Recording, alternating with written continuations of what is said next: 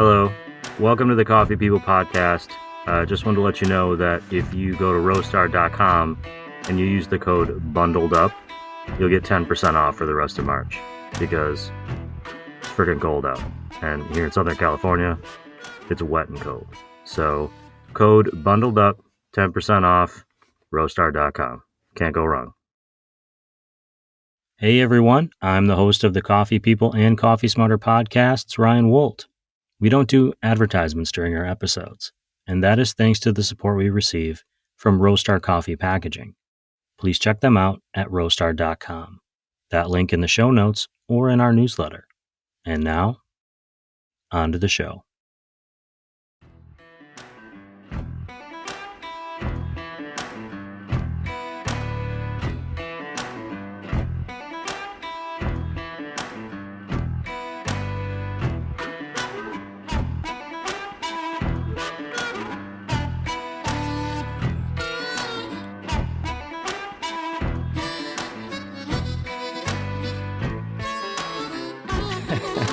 But I'll get started. We'll just say hello to everybody. Welcome to the Coffee With podcast. I'm your host, Ryan Woltz. The show is presented by Roastar Coffee Packaging, which you can find online at roastar.com in collaboration with One Wildlife Co.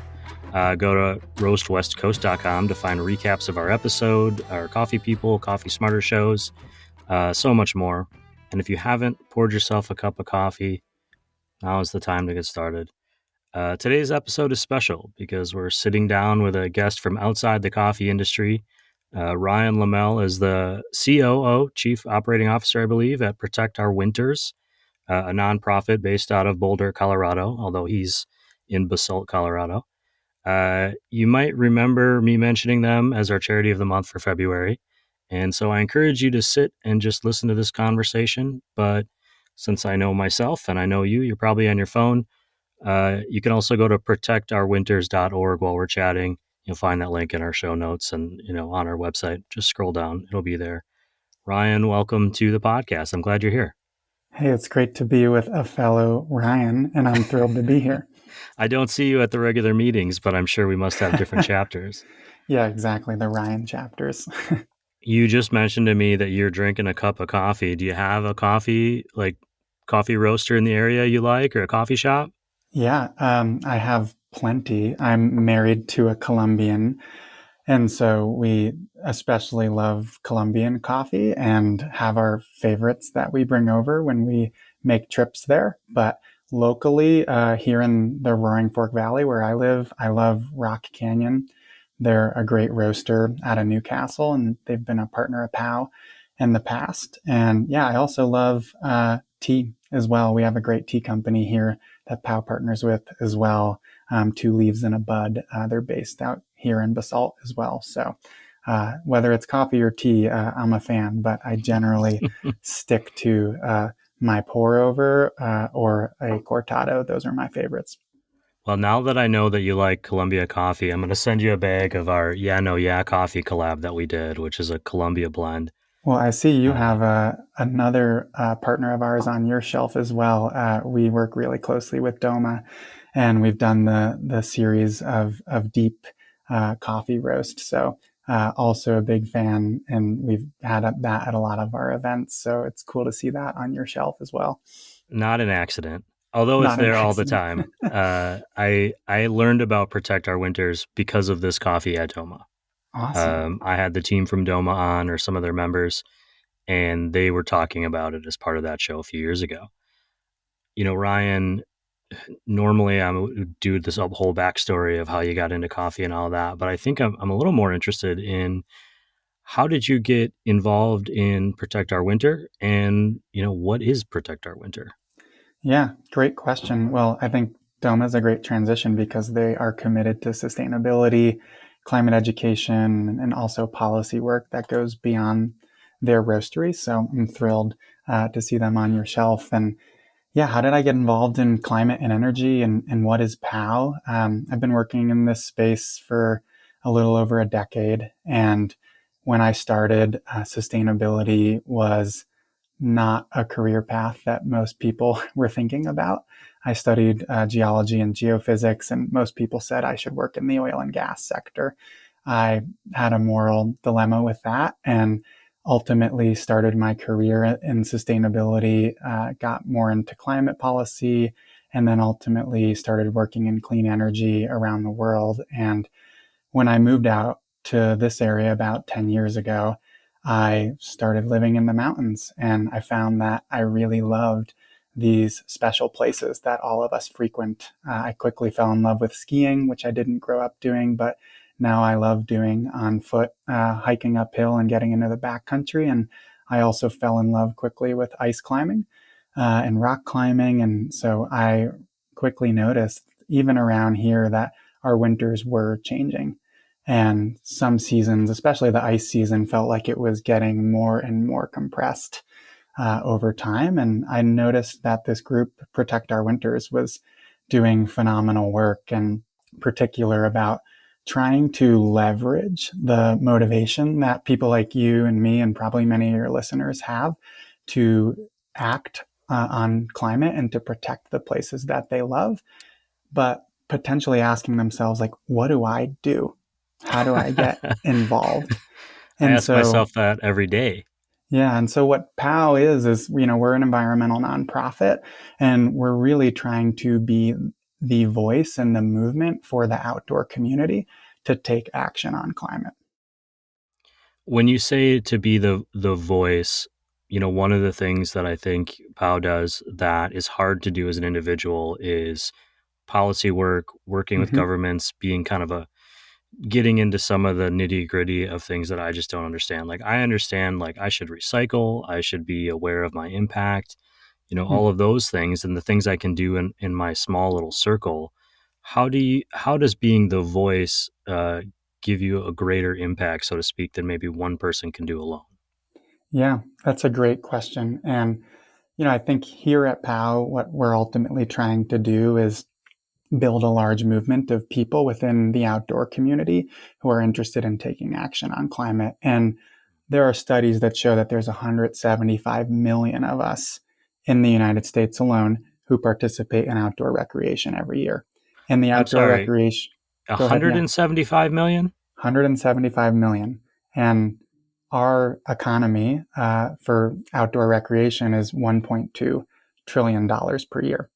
So, what we've realized and what our founder, Jeremy Jones, realized, who's a professional snowboarder, is this community, this group of people, could be a powerful group if they could be well organized and advocate, use their voices to advocate for systemic change. We 100% believe in living an examined life at PAL. And so I think about whether I need to take that trip or not, or whether I can have that same climbing experience in my backyard. And we also think about, like, should I purchase an internal combustion engine, like a gas or diesel powered vehicle, or should I purchase an EV if I have the ability to do so? Or maybe even I should take the bus to get to the ski mountain, which we're really lucky here in the valley I live, and I can do that. But that only gets you so far. And I also used to work in clean energy and sustainability consulting and worked with a lot of companies who were taking action within their own internal operations to remove carbon pollution from their operations. So they were purchasing renewable energy, they were changing their vehicle fleets for electric vehicles, they were investing in their buildings to make them more energy efficient. But at a certain point, you reach an area where those investments start to become challenging. They get more expensive, they get harder to do on your own.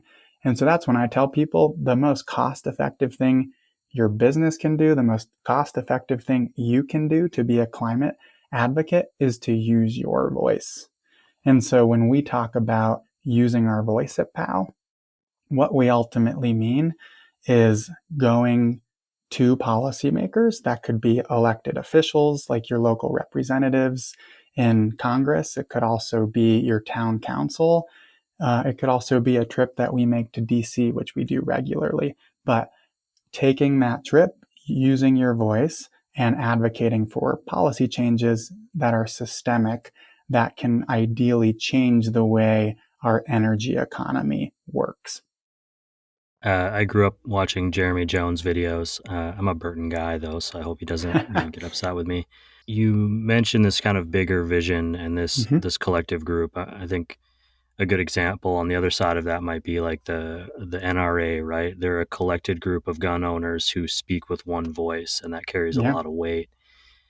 And what you were just saying about outdoor recreation, as I was kind of running through my head, is like, oh, well, it's not just snowboarders, it's skiers, it's hikers, it's climbers, it's joggers, it's cyclists, that, and if each of those groups did their own thing, that's great.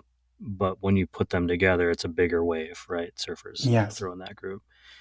I was reading a little bit on your website about something called the theory of change, Hmm. and in particular, uh, finding the right moment to act. Yeah.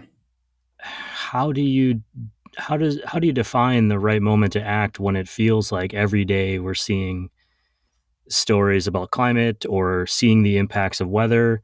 I think about weather when I travel. I mean, I don't get on a plane without checking the weather anymore or drive across the country. I think about it all the Yeah. time without even realizing that's part of this. Climate and weather are separate. I'm going to go to the website or the newsletter, everyone, and I'll put some differentials there. But how do you find this moment is the tipping point versus that moment? I mean, as a group. Yeah. Well, maybe I'll share a little bit more about our founding story, and then I'll Okay, share I'll share about how we pick those specific moments. great. So I mentioned earlier, like Jeremy Jones founded POW in 2007, and I think his realization was that one, we were losing the battle in protecting our winters, and the science was very clear, but we needed a community of people that could take action to persuade policymakers to do their job to protect our planet. And ultimately, over the past 18 years, we've been working to build that community. And now our mission at POW is to mobilize that community to take action on climate. And the way we really do that is with the 4 alliances that we work with. So we work with 200 professional athletes, 100 brands, 50 artists, and 40 scientists to do our work. And what that work is telling inspiring stories about the outdoors and why we should protect the places that we love. It's also educating and training people on the basics of climate science and climate solutions. And then, lastly, we do a lot of work around policy and campaigns. So we were in DC even after the election result, and we met with 33 different members of Congress on both sides of the aisle. And I love that about POW. Jeremy's been clear about that from the start, that we need to engage across the aisle. And in terms of how we think about like what ideas we're going to be engaging our audience with, we try to think about this in terms of like, how do we prioritize what makes sense for us at PAL? And the way I think about this is, first, like, it has to be a major climate or environmental issue. So for example, like, a lot of people will talk about aviation, like air travel, and that is an important sector for us to be working on, but it's 2% to 3% of global carbon emissions. Whereas if we think about how our power is generated or how our transportation works, like how we get from point A to point B, those tend to be 20+% of emissions in the US per sector. And so we really want to be tackling those sectors that are 20 or 30% of global emissions. So, like, what's a big problem that we can tackle?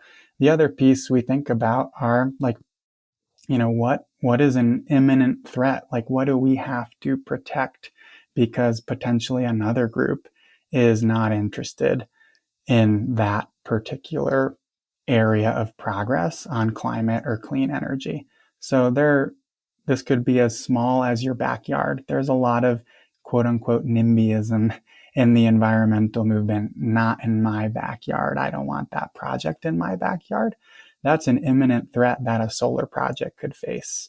Mm, A larger example of that is perhaps there is a particular group within Congress that does not want to support policies that would either level the playing field or potentially even incentivize certain clean energy technologies. So we're constantly monitoring, like, what are those threats?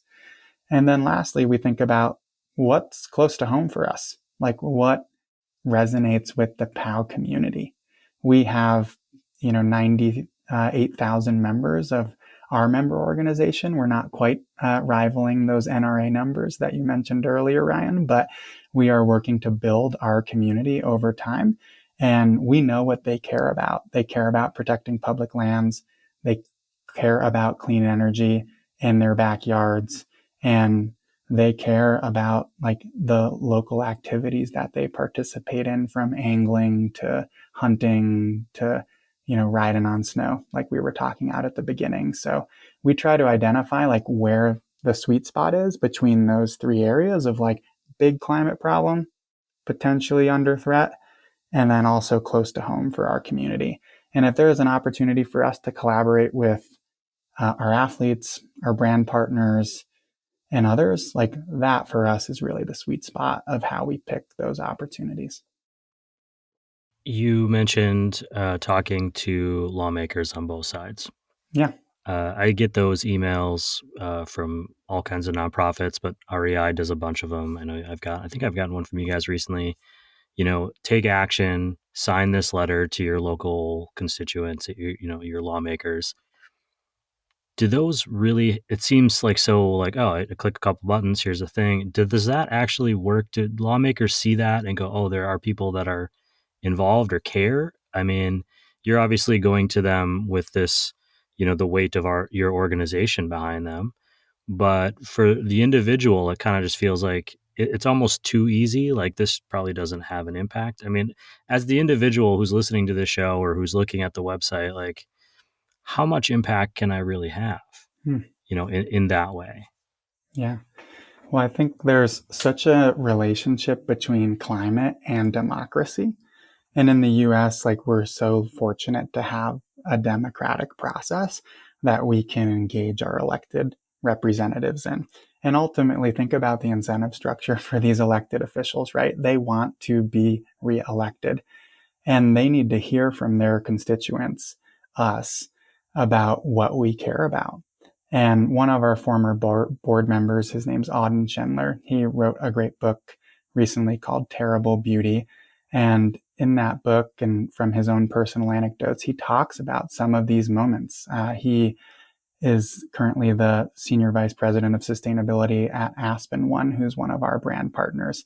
And 10 years ago, the valley that Aspen operates in and that I live in had the majority of its power coming from coal and coming from what's called a rural electric cooperative called Holy Cross.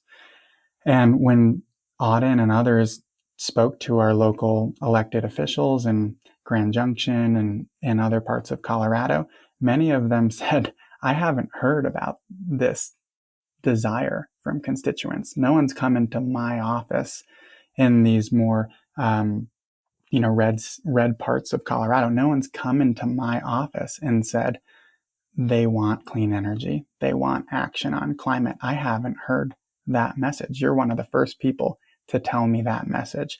And so it's great to hear from you.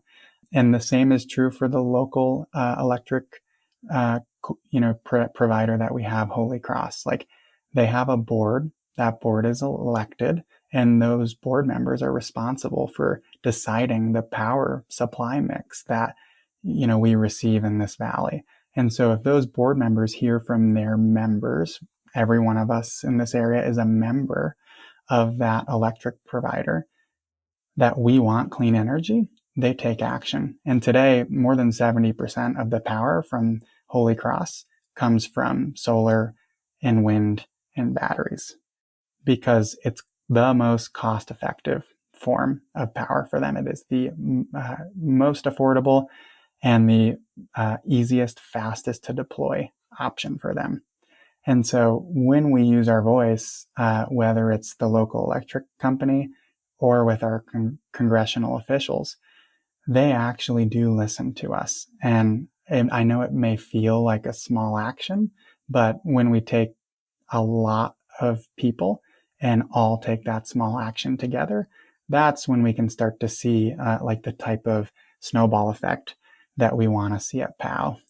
So I really believe in using our voice, but our challenge is to make sure that that voice is heard and that we hold our elected officials accountable for what we Mm. ask them to do. You mentioned the alliances program and strategic partnerships. Um, a, a term that I learned from a video that I watched starring Engerbretson, excuse me, Mm-hmm. Amy, called "The Hypocrite," was imperfect advocacy, and it directly speaks to a question I think a lot of people who are passionate about the outdoors and environmentalism and sustainability, but also want to be out doing things, faces, which is, am I, is it hypocritical for me to say that I want these things, but also go and do these sports which have impact? We're all inherently impactful, and it can get overwhelming to start going into the details of it. Mm-hmm. What do you say to people who are like, man, I'd almost feel like it's counterintuitive, but like they're like, man, I would support Protect Our Winters or organizations like yours, but I'm part of the problem, so it would be hypocritical of me to do so. Mm. Or I'm out there, uh, on your website, and I apologize to call you out. You recently put out this article about banks. Yep. Is the bank that you bank at, contributing to climate problems? What are they doing with their money? The money that you're saving there and generating interest on, or however you're working with them. And there's this kind of good place problem where some of the banks on that list, which are like better necessarily for the environment, meaning they're not investing in coal or climate issues or climate impactful industries, also got their start by offering auto loans, and Mm-hmm. their business is predicated on auto loans. And so, well, some of those might be electric now, but certainly not all of them. So there's always going to be this, I do this one thing and it feels like the right thing, but then there's this unexpected impact. What do you say to people who are struggling with that climate guilt? Yeah. I think it's completely reasonable to feel that way. And I think often we feel climate anxiety, right? Like you can see wildfires happening in places like LA, given the extreme drought that they experienced and the winds, the Santa Ana winds that were amplified from a warmer climate. And you can also look at places like North Carolina that experienced, a terrible flooding event during this past year and during the hurricane cycle. So I think people feel climate anxiety and they're also seeing it happen either in their neighborhoods or to loved ones in their communities. So I think feeling guilt is completely reasonable. And I think we have to ask ourselves, like, don't let the enemy, how do we not let the perfect be the enemy of the good? And in this case, like we have to remember this concept of imperfect advocacy.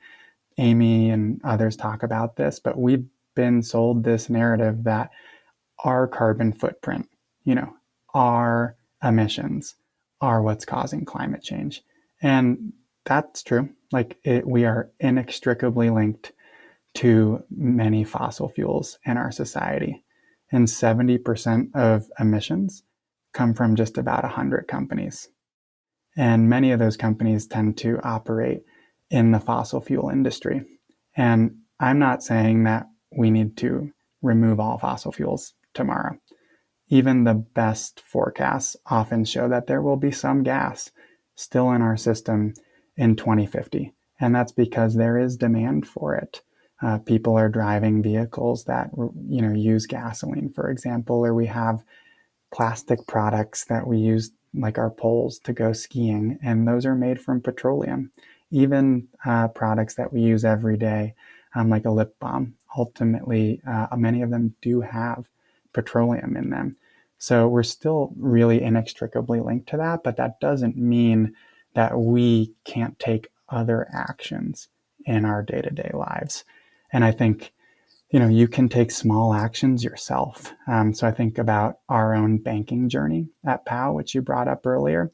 Like we work with a regional bank in Colorado, and they are not as as good as the best banks out there, like a Climate First Bank of Florida or Amalgamated or Better State Bank. Those banks are often about 15 to 50 metric tons of CO2 per $1 million invested. Our bank is about 100, and the big four banks in the US are typically about 300. So I put us in that like better category, but we're certainly not the best. And so we have to ask ourselves, can we take actions in other areas on the path to becoming best in class? And so what we do with our own practices are, one, we offer a great retirement plan for our employees that offers options to invest in companies that are solving the climate crisis and divest from companies who are contributing to it. And we work with a group called Carbon Collective to do that. Similarly, like as most nonprofits do, we have some cash that we don't need tomorrow, longer term cash, and we try to invest that. So we make sure that the people who donate to us, their money is not just sitting in a bank account. We're investing it smartly, but with a really low risk profile because we're a nonprofit. And so we work with an investment advisor who helps us invest in municipal bonds that are specific projects in local communities that are renewable energy projects, energy efficiency upgrades for buildings, or even electric buses for a town. We can pick those projects that we're investing in. They give us good returns, like 4 to 5% returns. And then lastly, like we are also looking at our business insurance. We work with a group called Premiums for the Planet, and they help you broker insurance with providers who are committed to solving the climate crisis. And they also use their voice for advocacy as well. So just because our bank isn't perfect doesn't mean we can't take action in these other areas. And we are also trying to talk to those best in class banks. We already started that conversation about how we can eventually start working with them. And it sounds like they can provide the services that we need as a nonprofit. So I wouldn't treat it as like all or nothing.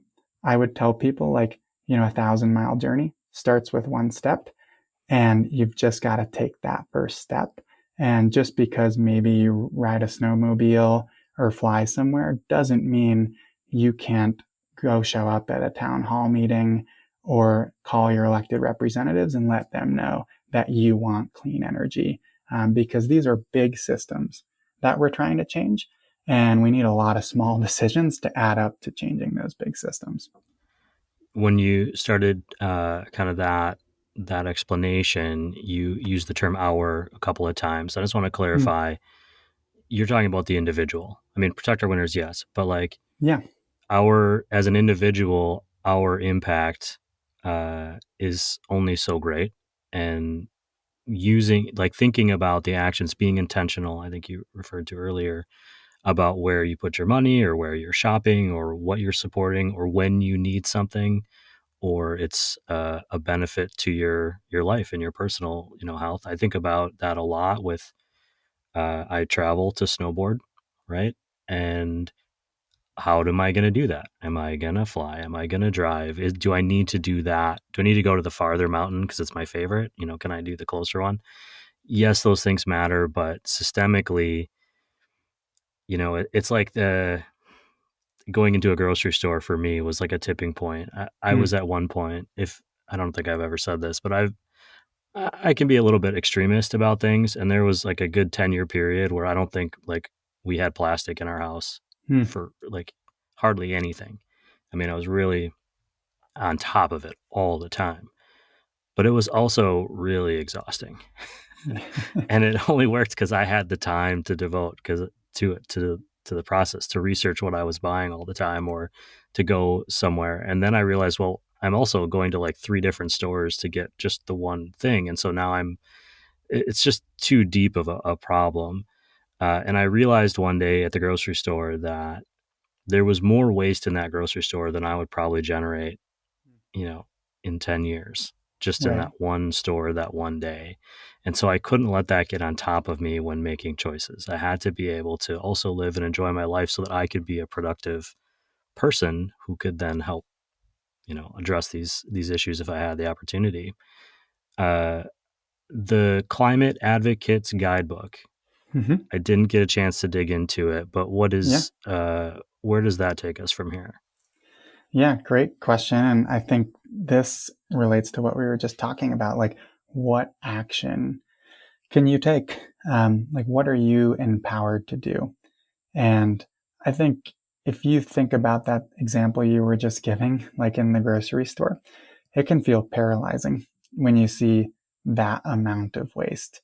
And it can also feel paralyzing when you try to put yourself in someone else's shoes, because we don't all have the same access to resources. We don't all have the same position. I recognize, like, I come from a position of privilege, and I'm able to contemplate whether I'm going to purchase a electric heat pump for my home. But for some people, that's a really big expense, and that upfront cost might not make it possible for them. But if you think about the bigger system that you're operating in, if you could just change the power supply, then we would all be operating our electricity consumption on a clean grid. And I think that's, like, we have to think about how we can accomplish that. And so for the Climate Advocates Guidebook, like, ultimately, climate advocacy is about trying to pass the policies that we want to see, and also trying to realize those outcomes, whether it's voting or calling an elected official. But we can't do that every single day, right? I think that is the toughest part that we all face. And so we have a set of solutions that people can dig into in the Climate Advocates Guidebook. They can, get the beta, which, as a climber, means, like, basically the information that you need to solve the tougher parts of the problem, the climb that you're trying to get up. How do you get through that difficult move? And that for us is our newsletter. Like, stay in touch. We follow us on social media. Like, we are constantly sharing about the latest climate news, trends that we're seeing, and ways you can get involved. Secondly, we encourage people to examine their own lifestyle. You can look at your own carbon footprint.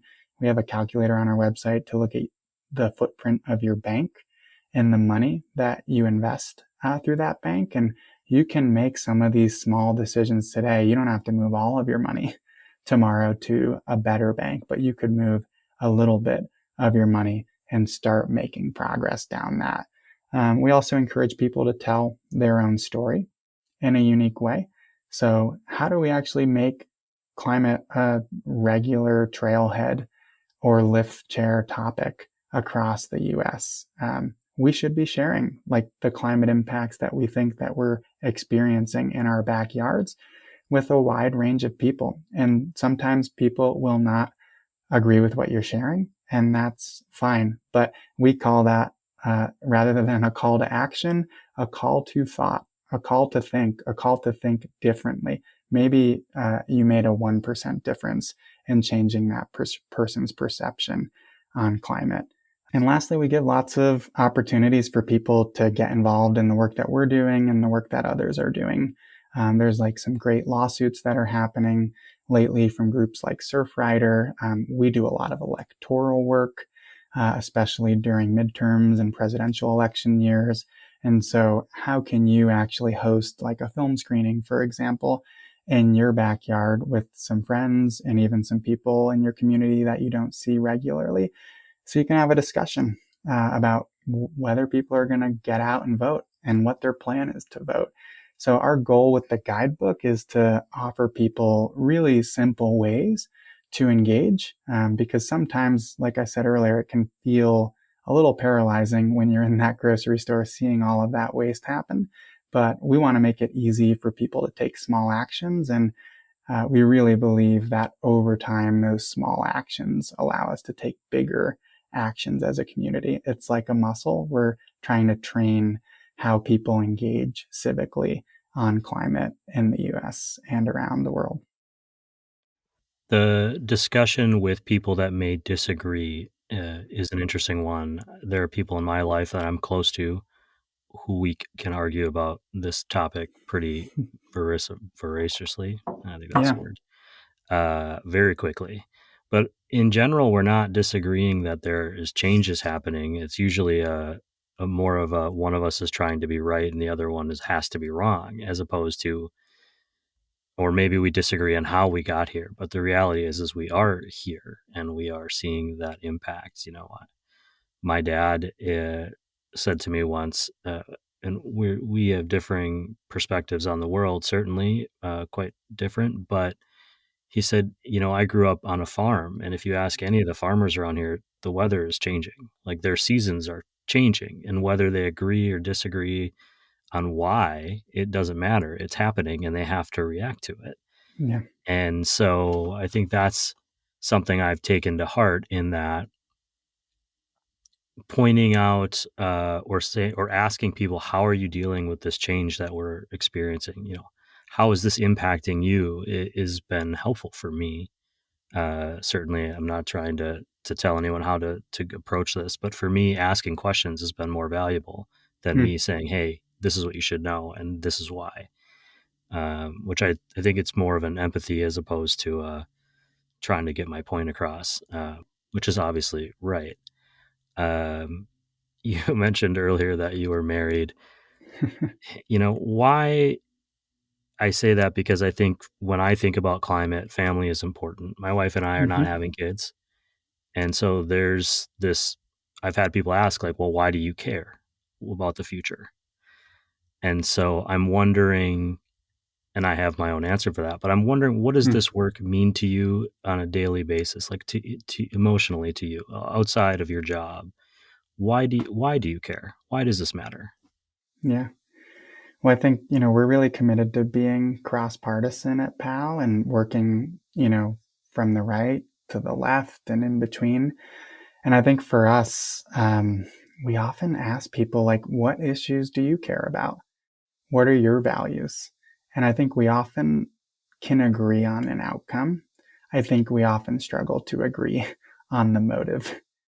And so I usually tell people, like, try to think about what outcomes you want, and then what is a pathway to get there that we can ideally all agree on. So I care a lot about clean air and clean water and a healthy planet. That is our vision at PAL. And there may be debate about how exactly we get there. And there are many pathways to getting there. But I think when you ask people what they care about, they often care about the economy. They often care about a healthy environment. And so, how do we actually show people that the work that we're doing, like clean energy, is leading to the outcomes that they want? If you look at the main policy that the US has worked on over the past several years, called the Inflation Reduction Act, it's rolled out about $350 billion in public funds to support manufacturing, to create jobs, to support local clean energy projects. And if you look at where that funding's actually gone, about 85% of it has gone to Republican controlled districts. And if you look at how they're spending that money, they're spending it really efficiently. They're leveraging a lot of private sector dollars for every one of those federal dollars. And so for me, I'm really encouraged by that. Like, there is skin in the game in those districts because those are opportunities for innovation and opportunities for jobs. And so for me, I always think about, like, what is the outcome that I want, and what's the outcome that we're gearing towards. And my wife and I, like, we want to have children, and that's a personal decision, like you said. And I want them to have the chance, like I do right now, to slide on snow. Or swing an ice tool into a frozen ice column, if that's what they want to do. And I want them to be able to experience those experiences in a similar way to how I am. And we have to make really significant changes in our economy to do that. And I also want to keep doing it myself, and I know that may sound selfish, but I think that's a really important motivator for many of us. We love these activities that we do, and we want to keep doing them in the same way we do them today. And I guess the last thing I'll add, like I've spent a lot of my life working in other countries. I spent a lot of time working in India in particular, and I worry about that part of the world more so than I worry about the part of the world where we live. I'm at 6,500 feet. Like it is going to get drier here. We are probably going to face more wildfires in the future, but we are in a pretty cool place and we have really great clean air. In many parts of India, temperatures are reaching 120 degrees Fahrenheit regularly in the summer now. They're breaking temperature records every year. 2024, right, was the hottest year on record, and the past decade's been the 10 hottest years on record. So I also do the work that I'm doing because of the people I've met throughout my life, from South America to India. Like I want other parts of the world who are probably going to face more significant climate impacts than we are here in the US to have a shot at, living the lives that they want to live without serious disruption. And I really believe that if we can deploy clean energy at the rate that we need to, which is about 2 big clean energy projects per day in the US, and if we can electrify our vehicles, which we're already starting to do, it's starting to be a cost-effective solution for people. And if we can change how we build our buildings, I really feel like we can have a planet that all of us, enjoy living on, and we protect that future that we all want to have. So the reason I do the work I do is, part of that motivation for myself and my family, and also the people I've met along the way. What comes next? We're at the beginning of a new administration that is going to have new ideas. Obviously, we've been seeing that play out. The Inflation Reduction Act you mentioned has Mm-hmm. got knocked around a bit already. What Yes. is the future for Protect Our Winters? Great question. I think over the years, like we have realized we've been building the community, but we could probably build the community more consistently, more locally, and even potentially faster. I like to tell people we've been a little bit like a Colorado snowpack. Here in Colorado, it snows maybe every 2 weeks throughout the winter, and then you get this big dry period. And what that leads to is not the most stable snowpack over time. But in a place like California, in a maritime snowpack, it snows pretty consistently. I know this year's been a bit of an exception, but when you get that frequent, constant snow, you end up with a deep snowpack that is safe and fun to ride. And we want to start being the Sierra snowpack for our community. And what that ultimately means is, like, under this new administration, climate action has been under attack, as has diversity, equity, and inclusion, making the outdoors a place for everyone. And we worry about federal and international climate progress.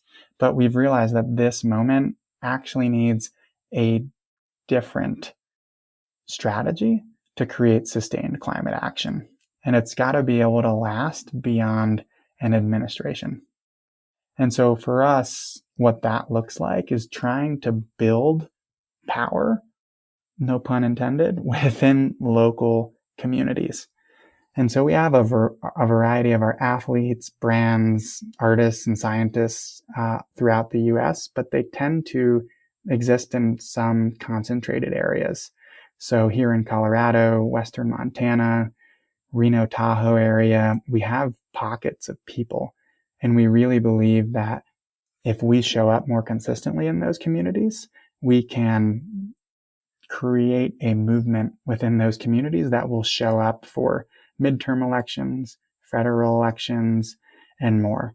And so we are trying to build a movement within that outdoor state, the 175 million people who recreate outdoors every year in the US, where POW is meeting them in their backyards regularly. We're going to call this community hubs. And we're finishing up kind of building out the concept right now.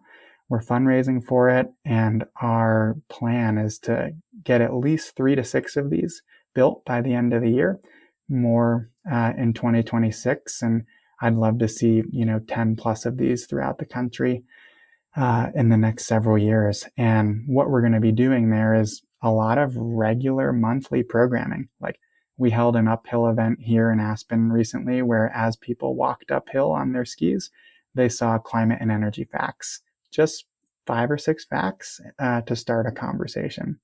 It could also mean going to a local brewery and having a film screening by one of our artists on like how we can have, for example, climate conversations in purple districts, or why climate anxiety and microplastics is an area that we should all be talking about.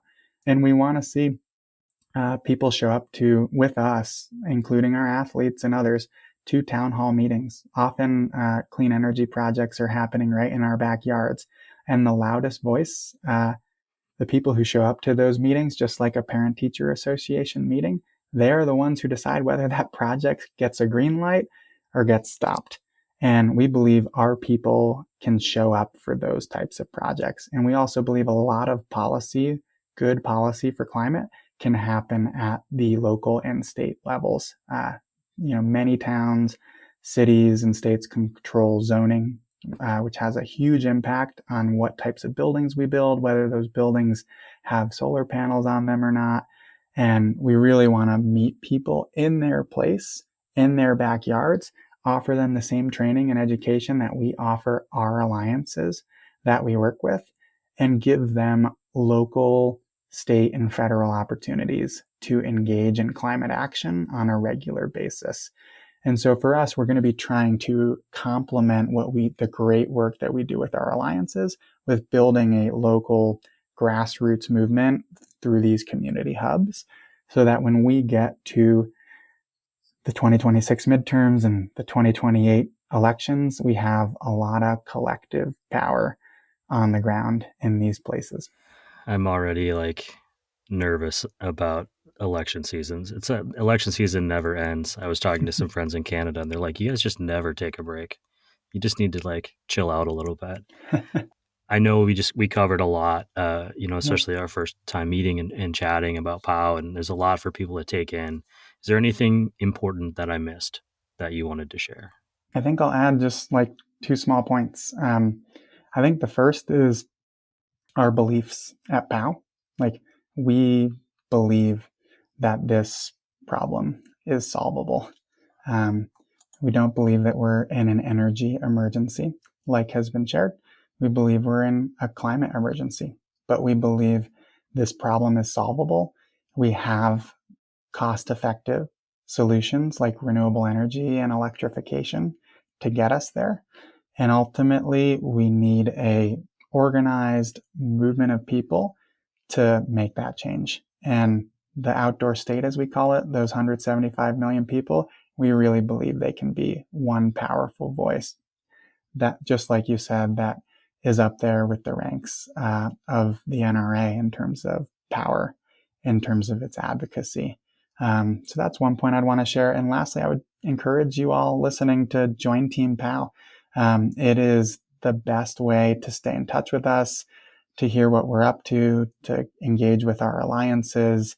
And over time, as we build out these community hubs, it'll be the place to find out when we're having an event locally, whether you want to attend a film screening, an event like a trail run or a local run in your area, or if you want to head with us. We're really going to be doing a lot of work to protect our public lands. We're going to be doing a lot of work to advocate for solar, wind, and other types of clean energy projects in your backyards. So it'll be a great chance for you to stay involved and show up with us. Like my physical therapist recently said, it's the squeaky wheel always. You got to create a bigger squeaky wheel. Yes, My last question for you today, Ryan, and I got to say, I just really appreciate all the time. And I know it's a never ending effort. When you're passing through Colorado, maybe you pop off I-70 at one of my favorite coffee shops, Plume. Quick shout out to Plume. What are you going to order? I always order a cortado if I can. I just find it's like the perfect balance of espresso coffee flavor with a little bit of milk. It's my favorite drink, and it pipes me up super well. And I am a big fan of burritos. So if there is a good burrito, I will gladly order that as well. Well, I'm glad you were here, and I'm glad to have learned more. I mean, I'm a member of Team Powell, but I certainly learned quite a bit today, and we hope that anyone listening, if they have questions, reach out and check out the newsletter, and we'll have more information for you. Thank you, Ryan, so much. Ryan, right back at you. Great to meet you. Great to be on the pod, and really grateful to you and your listeners for keeping the coffee flowing, and also hopefully keeping the power deep.